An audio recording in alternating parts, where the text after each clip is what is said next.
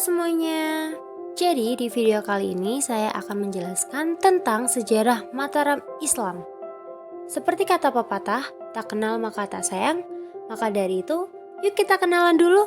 Kelompok dari kelas 10 akal 1. Yang pertama, Giza Karlabita nomor 13, Ivana Ramadhani nomor 14, Sabila Khairunisa nomor 24, dan yang terakhir Sekaraya nomor 29. Yuk langsung aja kita mulai videonya.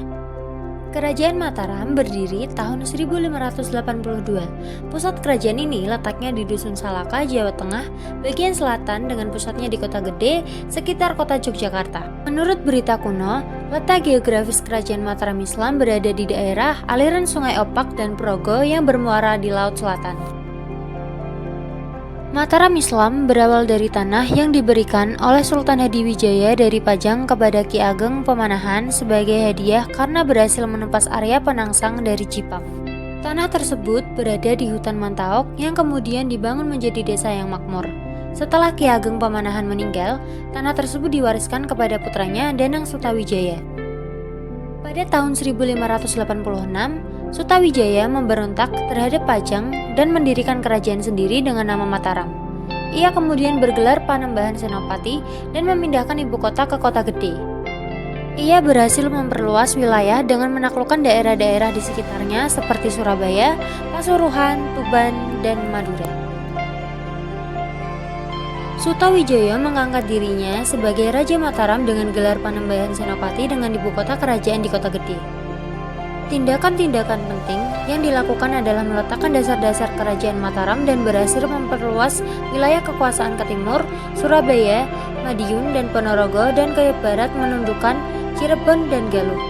Raja terbesar kerajaan Mataram ialah Mas Rangsang dengan gelar Sultan Agung Hanyokrokusumo. Dengan demikian seluruh Jawa telah tunduk di bawah Mataram, dan luar Jawa kekuasaan meluas sampai Palembang, Sukadana, dan Goa.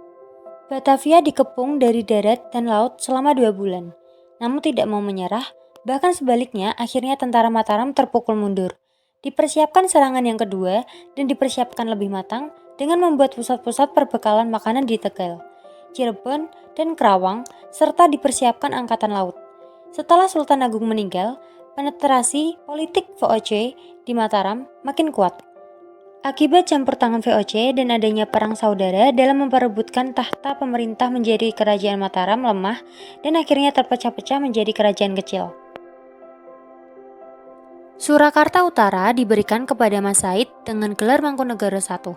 Kerajaannya dinamakan Mangkunegaran. Letak geografisnya yang berada di pedalaman didukung tanah yang subur, menjadikan kerajaan Mataram sebagai daerah pertanian yang cukup berkembang, bahkan menjadi daerah pengekspor beras terbesar pada masa itu. Rakyat Mataram juga banyak melakukan aktivitas perdagangan laut. Hal ini dapat terlihat dari dikuasainya daerah-daerah pelabuhan di sepanjang pantai utara Jawa.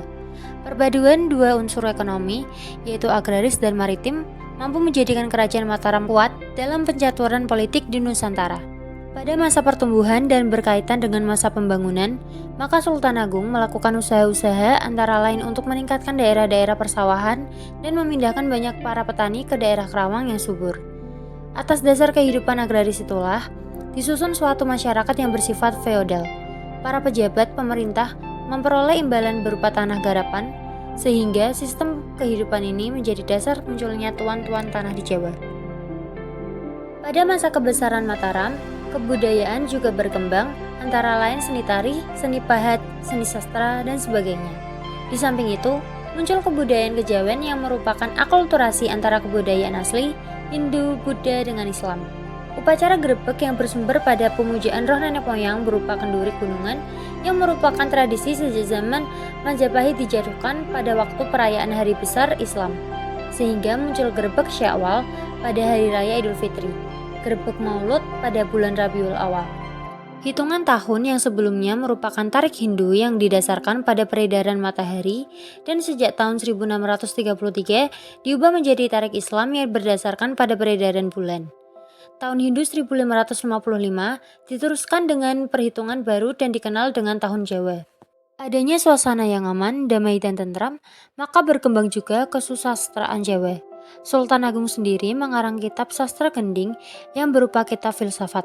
Demikian juga muncul kitab Niti Sruti, Niti Sastra, dan Astabrata yang berisi ajaran tabiat baik yang bersumber pada kitab Ramayana. Banyak sekali peninggalan kerajaan Mataram Islam, diantaranya Keraton Kesultanan Yogyakarta, Masjid Agung Gede Kauman, Keraton Kesunanan Surakarta, Taman Sari yang merupakan bekas taman istana milik Keraton Yogyakarta, dan yang terakhir, Kerajinan Perak.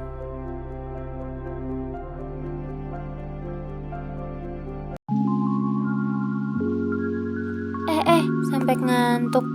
Gak kerasa penjelasan saya tentang kerajaan Mataram Islam sudah selesai. Semoga dapat bermanfaat buat kamu dan kita semua.